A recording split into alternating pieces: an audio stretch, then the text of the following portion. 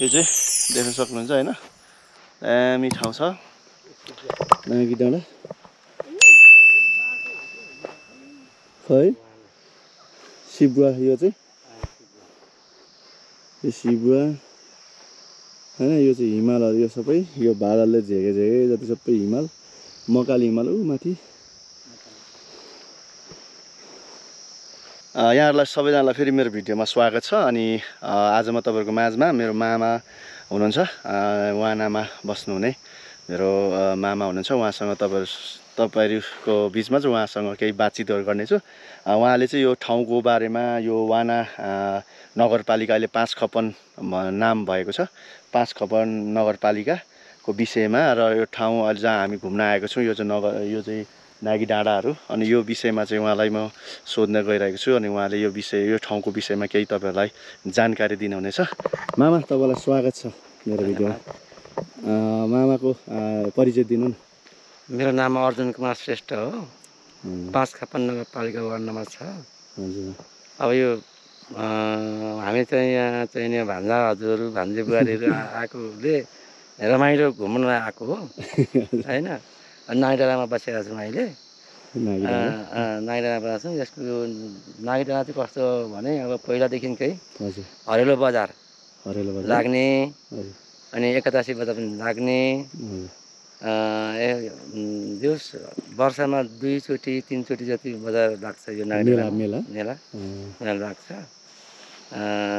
यसको विशेषता भनेको बजार लाग्ने ठाउँ राम्रो ग्राउन्ड भएको माथि खेलकुद मैदान भएको ठाउँ भएको हुँदाखेरि यो यसको विशेषता यति नै हो अब यो रमाइलो ठाउँ छ देख्दा पनि कति रमाइलो छ यो ठाउँको लागि चाहिँ एकदम रमणीय ठाउँ यहाँबाट सबैतिर भ्यूहरु देखिने ठाउँ रहेछ नि यहाँ तल अब यो के भन्छ शिबुवा देखिने यहाँ तल यो 5 खपन नगरपालिका वाना जुन चाहिँ मेरो मामाको जन्मभूमि पनि हो अनि मेरो आमाको पनि जन्मभूमि हो मेरो मामा र आमा जन्मेको ठाउँ हो यो चाहिँ अनि म तपाईलाई ड्रोन भ्यू पनि देखाउने छु अनि यो ठाउँदेखि सिधै माथि यो चाहिँ नागी डाँडा पर्दो रहेछ एकदमै घुम्नको लागि तातो घाम लाग्ने हैन एकदमै रमाइलो कस्तो चिसो हावा तातो घाम दुईटै मिक्स रमाइलो छ वर्षौं अगाडि आउँदा चाहिँ म चाहिँ यहाँनिर वाना मेरो मामाली वाना भनेर म चाहिँ चिन्ने गर्थेँ भने अहिले म 9 वर्षपछि आउँदा चाहिँ यो चाहिँ 5 खपन नगरपालिका हैन 5 खपन नगरपालिका भनेर चिनिँदो रहेछ अनि नयाँ सहर पनि अहिले बसेको छ यहाँनिर हैन यो 5 खपन नगरपालिका 5 खपन नाम रहनुको यसको अर्थ र यसको विशेषताहरु विषयमा केही जानकारी दिनु न यो 5 खपन रह्यो हैन यो 5 खपन किन रह्यो यस 5 खपन कसरी चाहिँ यो नगरपालिका भयो भन्ने विषयमा 5 खपन नगरपालिका भनेको चाहिँ यो पुरानो हजुर एकदम पुरानो नाम हो यो पहिलेबाट वाना भन्नु नि 5 खपन भन्ने चाहिँ चिनिन्थ्यो हजुर त्यसैले गर्दाखेरि यसलाई 5 खपन भनेर चाहिँ यो शिवा स्याबुन जलजला यसको बीचमा रहेको ठाउँलाई 5 खपन भन्ने गरेको छ पहिली जमानामा 5 खपन भनेर चाहिँ भन्दाखेरि चिनिन्थ्यो के जिजुबादेखि तर पछि चाहिँ वाना भएको हो पछि वाना भनेर चाहिँ भनेका हुन् 5 खपन भने चाहिँ अब राम्रो हो भनेर चाहिँ शिवा स्याबुन के अरे जलजलाका मान्छेले चाहिँ यो नाम राख्नुपर्छ भनेर चाहिँ हामी वाना यहाँको जनताको माग भन्ने कुरा भयो वाना भनेर चाहिँ अलि परिचित हुन्छ भनेर 5 खपन चाहिँ पुरानो नाम र चाहिँ 5 खपन राख्नुपर्छ भन्ने चाहिँ भनाइले गर्दाखेरि 5 खपन भएको अब मेरो योगदान भनेको चाहिँ तपाईको 5 खपन नगरपालिका लाई जग्गाको अति आवश्यक परेको हुँदाखेरि मैले यो कुरा नि सुन्न कान्छा भाइको नाममा जग्गा थियो त्यो कान्छा भाइलाई मैले जग्गा दिनुपर्छ भाइ भन्दाखेरि उसले चाहिँ अलिक अनकन गरेर उसकै जग्गा किनेर मैले चाहिँ म लगायत मेरो 3 जना भतिजा भएर अढाई पर्ने जग्गा चाहिँ दिएको छु तलतिरपट्टि फेरि 1 रोपने जग्गा सामुदायिक भवन भनेर चाहिँ दिएको छ यो नगरपालिका भवन बसाउनको लागि चाहिँ यहाँ सहर विस्थापित गर्नको लागि यो सहर बसाउनको लागि चाहिँ तपाईले त्यो आफ्नो दान दिनु भएको सो इच्छाले दिएको उसको उस जग्गा उसबाट किनेर अर्काको भाइको नामको जग्गा मैले किनेर कान्छा मामाको जग्गा आफ्नो नाममा किनेर अनि जग्गादाता नेपाल सरकारलाई मतलब नगरपालिकालाई हस्तान्तरण गर्नुभयो गरेको। अनि त्यही नगरपालिकामा एउटा भनाइसा पनि मैले मेरो छोरा चाहिँ नि के अरे बनाइदिएको छ। बुवा आमाको फोटो पनि त्यहीँ छ। यस्तै गर्न सकियो अब जिन्दगीमा। यो चाहिँ मेरो के हो भने मेरो नाम अमर होस्, पछि मरेर मेरो छोरा नाति पनाति अथवा मेरो शाखा सन्तति रहेसम्म मेरो नाम अमर होस् भनेर मैले त्यो जग्गा चाहिँ दिएको हो क्या। धेरै धेरै धन्यवाद। अनि तपाईँले यो भन्दै गर्दाखेरि अनि म तपाईँलाई के सोध्न चाहन्छु भने यो भन्दै गर्दाखेरि चाहिँ यो दान दिँदै गर्दाखेरि अनि यहाँको जनताहरूलाई चाहिँ तपाईँले यहाँको चखपन नगरपालिकाको मानिसहरूलाई अनि यहाँको वानाको बासिन्दा विशेष गरी अहिलेको वाना भनौँ न अहिलेको चखपन पहिले मैले चिनेको चाहिँ वाना यो यति यहाँभरिका मानिसहरूलाई चाहिँ तपाईँले के भन्न चाहनुहुन्छ? तपाईँले आफ्नो व्यक्तिगत तर्फबाट चाहिँ उहाँहरूलाई के भन्न चाहनुहुन्छ त?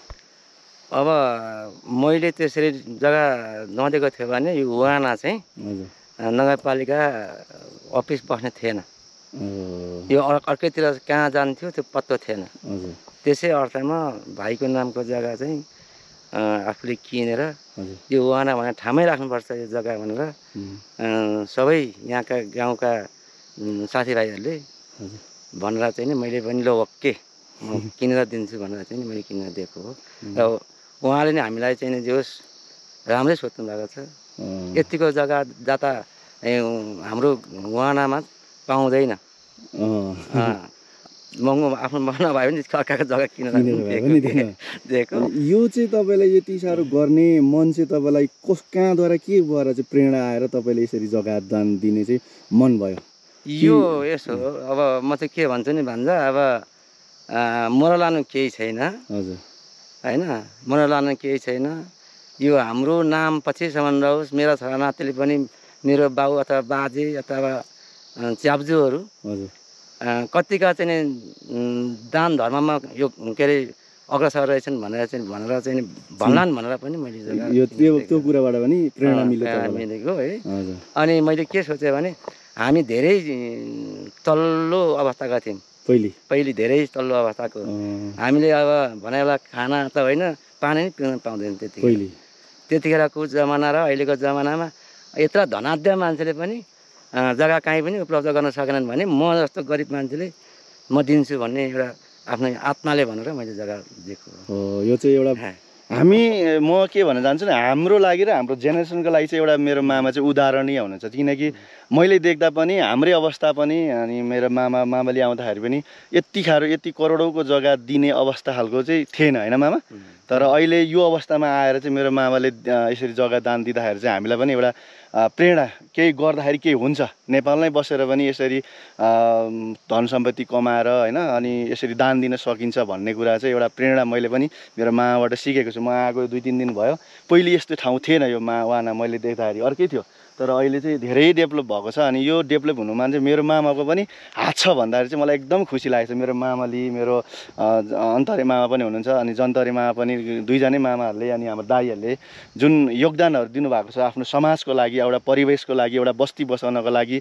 जुन अहिलेको सिचुएसन चाहिँ के छ भनेदेखि चाहिँ धेरै मानिसहरू पलायन भएको छ होइन। यहाँबाट तराई झर्ने, तराईबाट विदेश जाने, विदेशबाट नफर्किने मान्छेहरू पहाड छोडेर चाहिँ एउटा सहर पस्ने धेरै यो क्रम बढिरहेको क्रममा चाहिँ मेरो मामाले चाहिँ यहीँ बस्ती बसाउनको लागि चाहिँ यो योगदान दिएको देख्दा चाहिँ मलाई पनि एकदमै के भन्छ यो प्रेरणा मिलेको छ। मेरो मामाको कुरा गर्वको विषय छ अनि खुसी लाग्छ। अनि त्यस कारणले गर्दा मेरो मामासँग चाहिँ यो कुरा चाहिँ यसो यो पछिसम्म पनि स्मरण रहोस्। कति मान्छेले थाहा पाएको छैनन्, मैले पनि थाहा पाएको थिइनँ हिजोसम्म यस्तो योगदान छ भनेर। मान्छेहरूले थाहा पाओस् र उनीहरूले पनि प्रेरणा मिलोस् भनेर चाहिँ यो भिडियो बनाउँदैछु।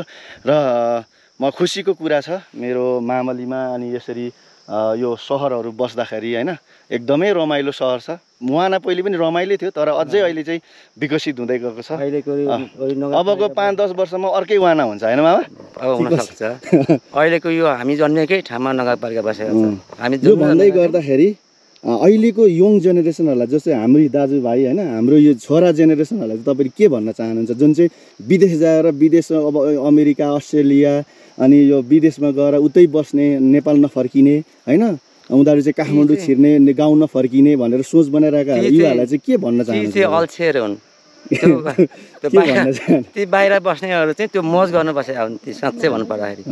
अब यहाँका यत्रो जग्गा जीवन छ, यहीँ परिश्रम गरेर मैले यत्रो काम गरेको है। यहीँबाट चाहिँ अब म 12 बजे जान्थेँ, खातबारी जान्थेँ, भारी बोकेर चनपुर जान्थेँ, बिहिबारे जान्थेँ, हप्तामा 4 बजार भ्याउँथेँ म। हप्तामा 4 बजार भ्याएर 7 दिनमा 4 दिन त तपाईँ बजारमै कुद्थेँ। खेती गर्थेँ म चाहिँ लगभग 70-80 मैले धान भित्राइन्थ्यो, त्यति गरेर पनि त्यति बजार भ्याएर पनि त्यति धान कृषिमा पनि त्यत्रो योगदान छ। त्यति गर्थेँ। अझै पनि म कृषिमा चाहिँ 4-5 वटा टनेल चाहिँ मेरो छ हैन। अघि बिहान म 4-5 वटा टनेल छ। त्यो म खाली बस्न सक्दिनँ। मेरो चाहिँ परिश्रम यो आज चाहिँ भान्जाले मात्रै हो, नभए मेरो खाली हात मेरो रहँदैन। त्यो चाहिँ म चाहिँ के भन्छु भने अब अहिलेका चाहिँ युवाहरूलाई चाहिँ यहीँको जग्गा कमाऊ, यहीँको जग्गालाई खाली नराख, यहीँ उत्पादन गर, यहीँ परिश्रम गर, यहीँ हुँदो रहेछ त हो साथी हो, भाइ हो भनेर पनि भन्न सक्छु। छोरा नाति पनि त्यही भन्न चाहन्छु। धेरै धेरै धन्यवाद मामा, तपाईँले मेरो भिडियोको लागि, मेरो युट्युब च्यानलको लागि यो समय दिनुभएको लागि। र दर्शकबिन तपाईँहरूलाई पनि भन्न चाहन्छु कि हामीले नेपालमै गरेर पनि केही गर्न सकिन्छ। मेरो मामाको अवस्था मलाई थाहा छ होइन। मेरो मामाको अवस्था कुन ठाउँबाट अहिले कुन ठाउँमा पुग्नु भएको छ। अहिले लगभग करोडौँको सम्पत्ति उहाँले चाहिँ एउटा दान दिनुभएको छ। अनि त्यो दान दिने योग्यको चाहिँ यहाँ चाहिँ मामाले आफ्नो परिश्रमबाट होइन, आफ्नो मेहनतबाट चाहिँ उहाँले गर्नुभएको छ। हप्तामा 4 दिन खटेर, बजार खटेर, अनि त्यहीमाथि कृषि काम गरेर धान खेत, गहुँ खेत, तोरी लगाएर विभिन्न किसिमका पिता पुर्खादेखि गरी लिएर आएका त्यो भन्छ अनि पारम्परिक खेतीहरू गरेर चाहिँ उहाँले चाहिँ आफ्नो ठाउँमा बसेर उहाँले अहिलेको यत्तिको दान दिने आफ्नो क्षमता बनाउनु भएको छ। यस कारणले गर्दाखेरि हामीले हिम्मत चाहिँ के अरे हार खानु हुँदैन भन्ने म भन्न चाहन्छु हामी सबै यङ जेनेरेसनलाई, म आफैलाई पनि। अनि म नि 9 वर्ष विदेश बसेर आएपछि म नेपालमै बस्छु, जस्तो जे भए पनि म नेपालमै केही गर्छु भनेर चाहिँ म विदेशबाट फर्केर आएको हो। अनि मैले मामालाई देखेर चाहिँ मलाई पनि एकदमै प्रेरणा मिलेको छ। त्यस कारणले गर्दाखेरि म मेरो मामालाई धेरै धेरै धन्यवाद दिन चाहन्छु। हुन्छ त आजको भिडियोको लागि यति नै। मेरो मामालाई धेरै धेरै धन्यवाद। हस् त दर्शन नमस्ते, बाई बाई। अब हामी यहाँबाट फर्केर जानेछौँ, फेरि हामी भेट्नेछौँ अर्को भिडियोमा। तबसम्मको लागि बाई बाई।